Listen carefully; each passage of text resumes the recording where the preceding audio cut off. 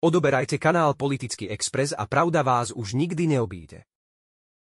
Bývalý špeciálny prokurátor Dušan Kováčik, ktorý si vo väzení v Dubnici nad Váhom odpikával 8-ročný trest odňatia slobody za korupciu v prospech mafie a za vyzradenie utajovaných skutočností, má byť vonku na slobode. Informáciu priniesol portál Aktuality s odvolaním sa na blogerku Júliu Mikolášikovú. Jeho advokát Erik Magál najskôr uviedol, že nemá oficiálnu informáciu. Povedal však, že urobili niekoľko krokov, ktoré mohli viesť k prepusteniu ich klienta na slobodu. Podali sme dovolanie proti odsudzujúcemu rozsudku Najvyššieho súdu. Požiadali sme tiež ministra spravodlivosti Borisa Suska, aby sa k dovolaciemu konaniu pripojil a podal sám dovolanie v prospech doktora Kováčika a prerušil výkon trestu do času, kedy sa o dovolaní rozhodne na Najvyššom súde, vysvetlil Magál. Neskôr prepustil, že jeho klient bude prepustený na slobodu. Udiať sa tak má však až v stredu popoludní. Kováčik opustil brány väznice zhruba o 15. hodine.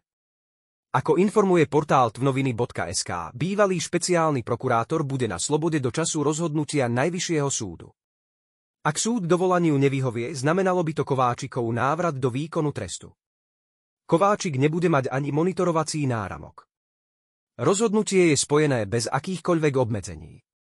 Fakticky je to príkaz na prepustenie bez akýchkoľvek náhrad, povedal jeho obhajca. Minister spravodlivosti Slovenskej republiky podal dňa 7. augusta 2024 dovolanie v trestnej veci odsúdeného JUDRD. PHD reagoval tak na doručený podnet obhajcu, ktorý vyhodnotil ako opodstatnení. A to z dôvodu uvedeného v 371 ODS. Trojtrestného poriadku reagovalo Ministerstvo spravodlivosti. Podľa jeho názoru boli pri zisťovaní skutkového stavu závažným spôsobom porušené ustanovenia, ktorými sa má zabezpečiť objasnenie veci, respektíve právoplatné rozhodnutie vychádza zo skutkového stavu, ktorý bol na základe vykonaných dôkazov v podstatných okolnostiach nesprávne zistený, čo mohlo mať za následok porušenie práva na spravodlivé súdne konanie.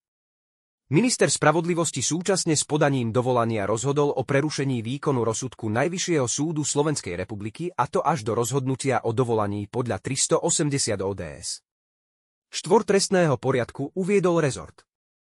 Dovolanie ako aj prerušenie či odloženie výkonu rozhodnutia sú podľa ministerstva štandardné inštitúty nášho právneho poriadku, ktoré sa opakovane využívajú v doterajšej rozhodovacej činnosti rezortu spravodlivosti. Kováčika zadržali v októbri 2020 pri akcii Boží mlyn. Za mrežami si odpikáva právoplatný trest po rozhodnutí Najvyššieho súdu.